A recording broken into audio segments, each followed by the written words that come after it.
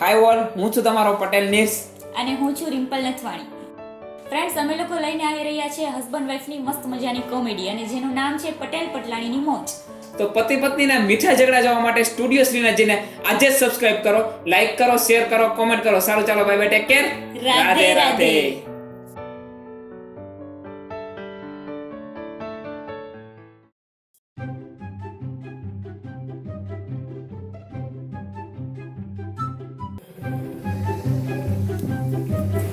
એ પટેલ, તમે સાંભળ્યું? હા, કાન ચાલુ એટલે સાંભળું. એ નહીં, હારા સમાચાર સાંભળ્યા. તું સંભળાય તો હારા સમાચાર સાંભળું. એ બેબીના ઘરે બાબો આવ્યો. બેબીના ઘરે બાબો ક્યાંથી આવે? અને તું કઈક સમજાય એવી વાત કર. એક મિનિટ. હા, મને સમજાઈ ગયું. જો હું સમજાઈ ગયું. એ છે ને આ વિજ્ઞાનનું નવું સાયન્સ આવ્યું છે કે જેનાથી છે ને બેબીના ઘરે અરે કેવી વાતો કરો છો તમે? એવું કઈ હોય જ નહીં. હવે જો આપણે પાડોશમાં ઓલી કાબરી રહી ને, ઈ કાબરીના માસીની દીકરીનું નામ છે બેબી અને એની ઘરે બાબો આવ્યો. ઓહ, એની માસીની દીકરી ઓલી મદનિયા જેવી, એનું નામ બેબી રાખ્યું છે. હા, પણ છે ને એના છોકરાને જોઈને મને તમારું બાળપણ યાદ આવી ગયું. કેમ? એ બાબો સેડારો હતો?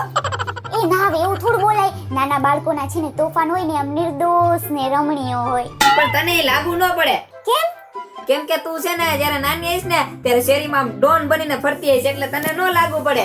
ઈ વાત સાચી હોય છે ને. જે અમે થપ્પોદાર રમતા ને તો હું સામે ઊભી હોય ને તોય મારો થપ્પો કરવાની કોઈ હિંમત ન કરે. જી તારો થપ્પો કર નાખ એનો તું ભૂણી વાળી ને. ઈ તો બધી જી હોય. અટાણે ઉભા થવા આપણે છે ને બેબીના બાબા હાટુ છે ને જબલું લેવા જવું છે. પણ અટાણે જબલા લેવા ન જવાનું હોય. હવે એના નાના છોકરા કઈ જબલા ન પહેરે. પણ રિવાજ પ્રમાણે તો એમ જ હોય. હવે રિવાજ કરમાં એને આપણા લગ્નમાં ઘણા રિવાજ હતા. એ કોઈ રિવાજ અત્યારે છે? તમે આવી બધી લપુ કરવામાં હું ઓનલાઈન જ જબલું લઈ લઉં. એ હા, જો. હા મમ્મી, જય શ્રી કૃષ્ણ, કેમ છો? હા, શું હોય અમારા મજૂર માણસો ને કચરા પોતા કરીએ ને મજા કરીએ.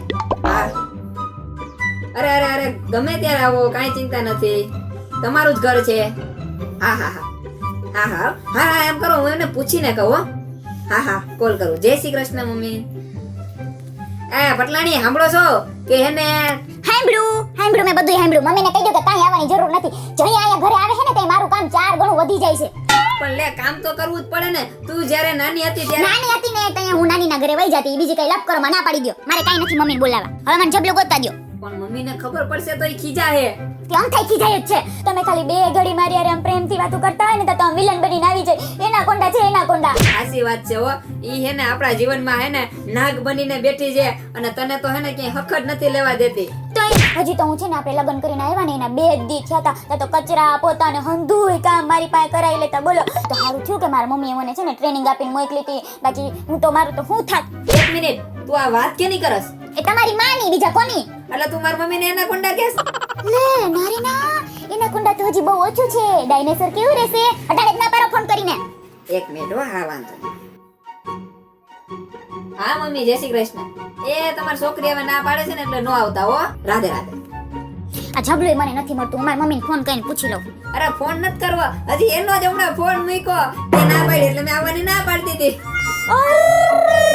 મારી મમ્મીનો ફોન હતો તો તમારે ચોખવટ તો કરાય ને.